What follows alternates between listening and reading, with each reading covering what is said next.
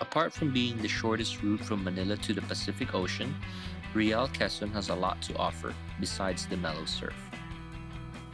With its newly paved roads and broad rural landscapes, driving along that coast became an obsession. Feeling the wind on my face, the scent of sea salt in the air, being on the bike, it was almost like flying.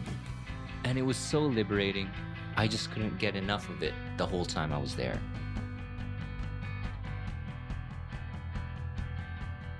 It's easy to fall in love with a postcard perfect natural beauty, but what's a place without its people? I wanted to get to know the locals here, to see how they live their lives. With its abundance in nature and hardworking, tight-knit community, there's always more to discover once you dig deeper. The beauty of travel really comes from going off the beaten path and immersing, doing as the locals do. Dito sa Quezon, ang akin ngang kinukuhan, ah, 'pag tayo'y masipag, magtanim lang tayo ng mga gulay, narito na yung ating mga pagkain ngayong bigas, yung mga pang-ulam ay makukuha na natin dito na hindi na tayo aangkat pa sa ibang lugar. Talagang, dito sa Quezon ay tayo'y busog sa yaman. I met up with Kuya Danny, a tricycle driver and tour guide who has lived in Real for 16 years. Hi, Kuya Danny. Kamusta? Kamusta? Salamat sa pag-imbita. We set out to conquer one of Quezon's bigger wonders. An easy 5-minute walk from the highway leads you right to the majestic Balabag Falls. Wow! Ang ganda! Ang ganda. Ang Balabag Falls po, meron po siyang 3 hanggang 4 na level po ang waterfalls na pwede pong akyatin. So doon po sa pinakataas nun, maganda pong mag-swimming doon. Dahil ang lalim po ng tubig doon ay nasa 20 feet po ang lalim. So kung aakyat ka po doon sa pinakatuktok niyan, yan ay siguro magte-trek ka po siguro mga 30 to 35 minutes po ang lalakarin. Ngayon po nakasama ko po si Sir Chef. Ayun po, masaya po ako na nakilala ko po siya. Tsaka po yung mga grupo niya. Ginaid ko po kung paano pagtalon doon sa waterfalls. Kasi ako po lahat, kabisado ko po lahat yun. Kaya po sa akin pag turista, talagang ginaguide ko po talaga hanggang sa pagtalon. Kung sa ako, talagang tinuturuan ko po talaga yan. Kung ano po yung dapat pwedeng gawin, yun po ay tinuturo ko po sa kanya. So we went up and then went for a little swim, and then he said you can actually jump on top, and I said really? So he showed me and I said, yeah, jump there. I go, are you sure? Yes, I'm sure. Then he said, okay, I'll do it. And then just land on where I'll land. So I go, okay, I'll follow whatever thing you do. And so I did, and yeah, it was great. And he told me sometimes he would jump 3 times in a day, 3 to 4 times in a day, because people would always ask him the same things. Is it safe to jump? Sample nga kuya muna. So 4 na beses niya ginagawa minsan. We were prepping to jump, and of course, nandun talaga yung kaba. Pero sometimes you just gotta fucking swallow it and go jump. Diba they say, just fucking jump. Pero of course, you gotta know what's down there first. So that's why I made him jump first. To be quite honest, it's my first time in a waterfall, or to see. I've seen waterfalls in videos and in photos, but to actually see it, this is a first. And to actually dive from a cliff, this is a first. To actually swim in it, it is a first.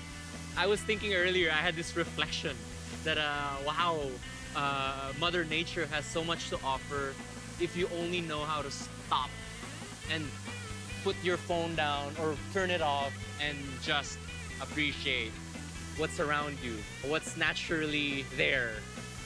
We're so caught up in the digital world that we forget about this. It's beautiful.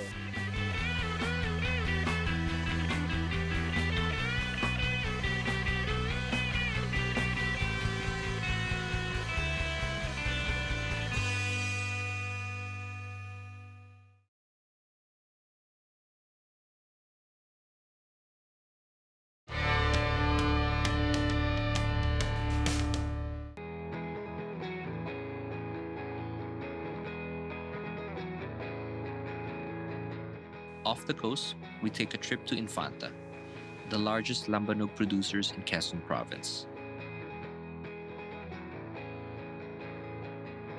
I hitched a ride to get to the distillery, to connect with the locals who have dedicated their lives and expertise to crafting this fine beverage.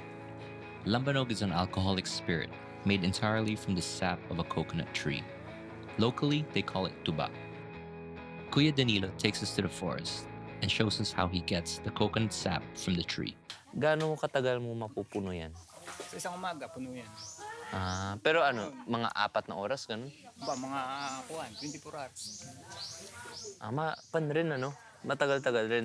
Tapos, paano mo siya pinapatulo? Basta kada umaga, sanggit siya para magat hapon siya, sinasanggitan.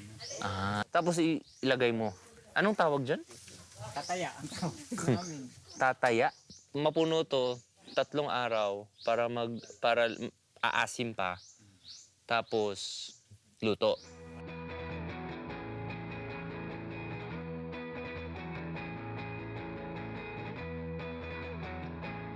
Galing sa 3 araw na Oo na yung ma-ferment. ma-prevent. Tapos yun ay ilalagay rito. Yun ay mga 100 liters ang karga nito. Nang kukunin naman 20 liters lang. Tapos anong nagagawa sa naiwan?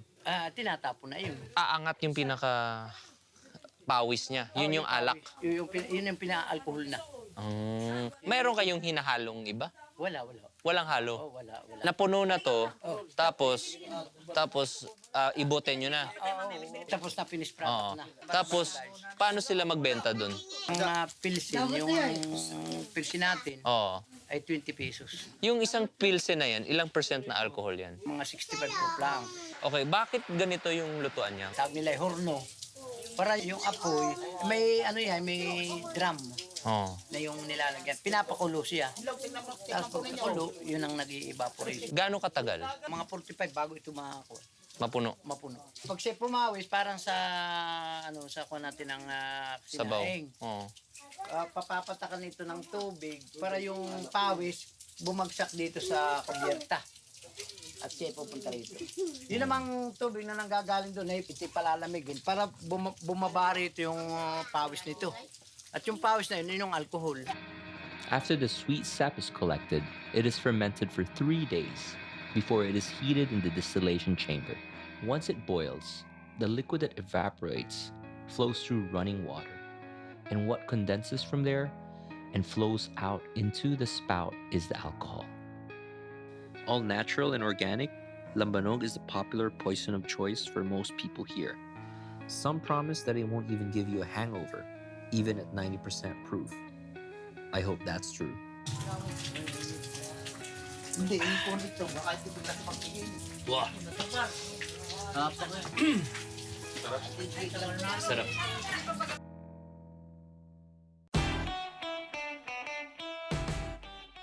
Possibly the most popular sport in the Philippines, basketball is everywhere. There are makeshift hoops and courts in the most surprising places. Not a lot of people know this, but I played varsity basketball growing up. I didn't get to surf today, so when the kids invited me over, I was game. Challenge accepted.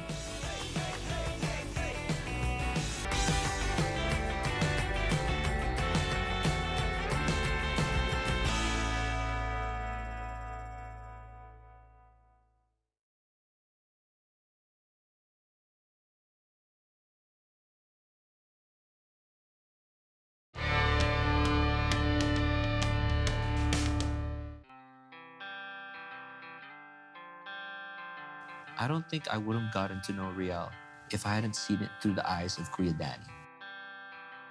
He was such a great guide and so helpful that it was just natural for me to want to give back in the best way I know how.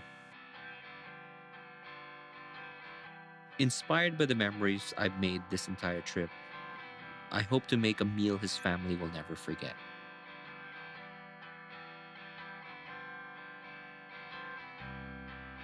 So we're here at Kuya Danny's house. He is our local tour guide here in Real, and he also actually does that for a living. And at the same time, he drives a tricycle, that blue, good-looking tricycle you'll see here in Real. He's been taking good care of us here in Real since we arrived. He jumped off a cliff with me earlier. He's been really showing us the beauty of this place. So in exchange, I'm gonna make him a meal, him and his family. I am going to make them a meal that they will remember. Everything that I'm cooking, I bought from the market, everything. I am making a clam seafood noodle dish. So the clam is tapalang.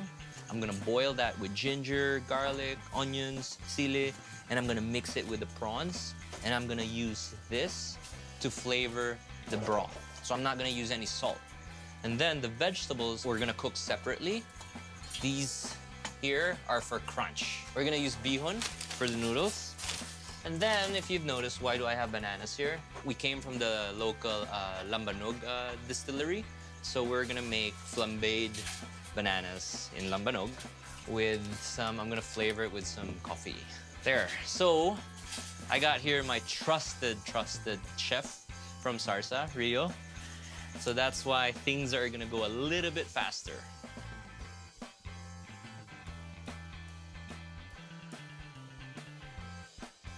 So, importante, pag naghihiwa kayo, na matalim ang kutsilyo. Kasi pag matalim ang kutsilyo, tingnan mo. So, kailangan palaging hasain. Talaga magbili kayo ng yung bato. Pag nag-slice kayo, madali. Hindi siya lumalaban. Try mo. Diba? Ang ganda, oh. Pag naghiwa kayo, huwag yung ganun. I-slide nyo ganun. Kasi mas konti lang yung pwersa nilalamin mo. Tapos, pag humahawak kayo, marami, ano? Kala mo, alam mo, marunong ka na mag-slice, ano? Ganito. Hindi yung ganyan. Curl mo palagi yung fingers mo. Para Iwas sa sugat. Oo. Pag naka-curl yan, kahit nanonood ka pa ng TV habang nagsaslice, hindi ka mahihiwa. Diba? Parang mantikilya lang yung sinaslice mo, ano? Yun yung kagandahan sa matalim na kutsilyo. Pag medyo wala ka ng grip, bitawan mo na. Oo, bitawan mo na. Pag gumaling ka na, tsaka na yan. Yan. Okay? Tapos, isa pa. Napansin mo, gumagalaw yung chopping board mo. Diba? Pag nagsaslice ka. So, importante, lagyan mo ng tissue na basa para may... Para sa kakapit. Oo, para kakapit. Hindi siya dudulas. Oo.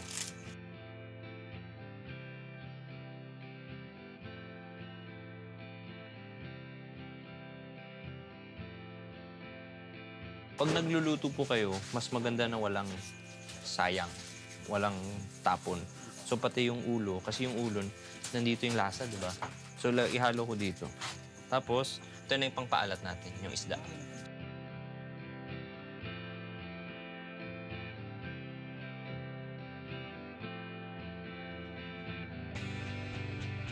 Kuya Danny, kung napansin mo, yung luya, buo, di ba? Sinadya yan na buo.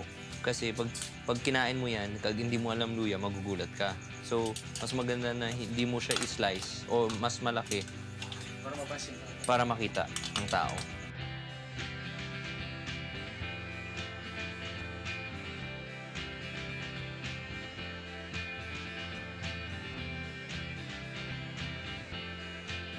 Yung kagandahan sa ganitong klaseng equipment is kaya Teflon pan siya. So, konting mantika lang gamitin natin. Kaya na. So, mas makatipid ka, mas healthy pa. Ngayon, unahin natin yung isda. Para ma-check mo na kung mainit na o hindi, una, pwede rin ganon, no? Or, pwede rin ganon. Parang kulang pa. Pero dahil isda nga to, dahan-dahan yung gusto natin. So, sige. Tapos, sira mo. O, diba?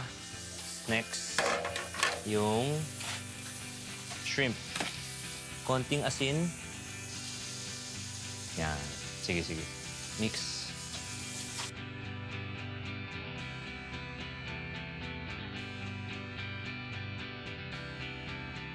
Yung noodles, pag nagluluto ka, you wanna use the fork because you don't wanna break the noodles. You want it still very long, for long life. So I'm just using this to stir.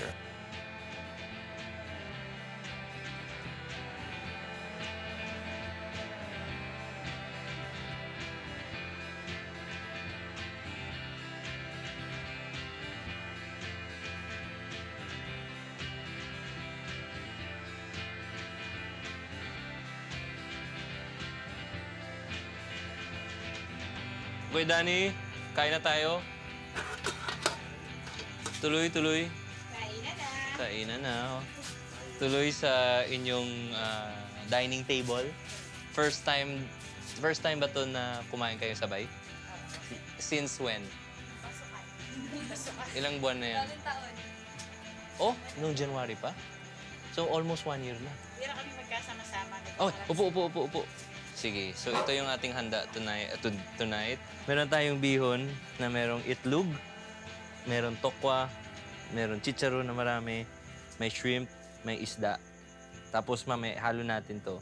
So, ang sequence sa pagkain, hindi natin sabay-sabay proseso. So, yung pag-sequence, sige, sabaw muna tayo.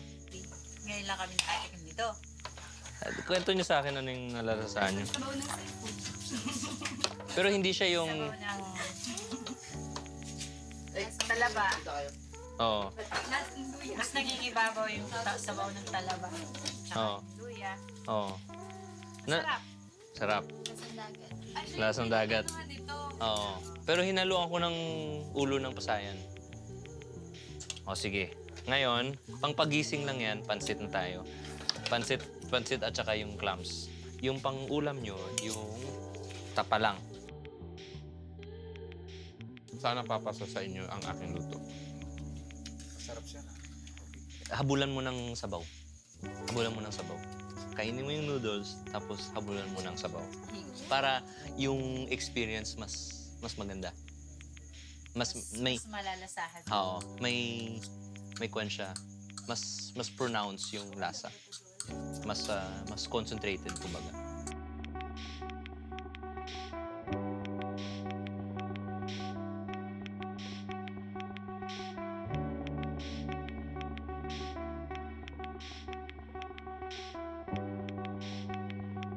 Kids, meron akong ginawa masarap na dessert. Tikman nyo. Promise.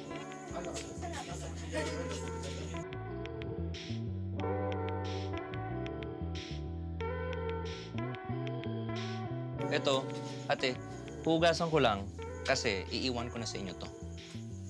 Oo. Okay lang? Ito ba yun, sir? Totoo. May camera, testigo. Ha? Parang wala kaming lulutuin dyan eh. Tinuruan na kita kanina eh. Oo nga, pero... tokwa. Hindi, hotdog. Sa umaga. Itlog. Prito, kung walang uling. Huwag mo na linisin, sir. Okay na yun.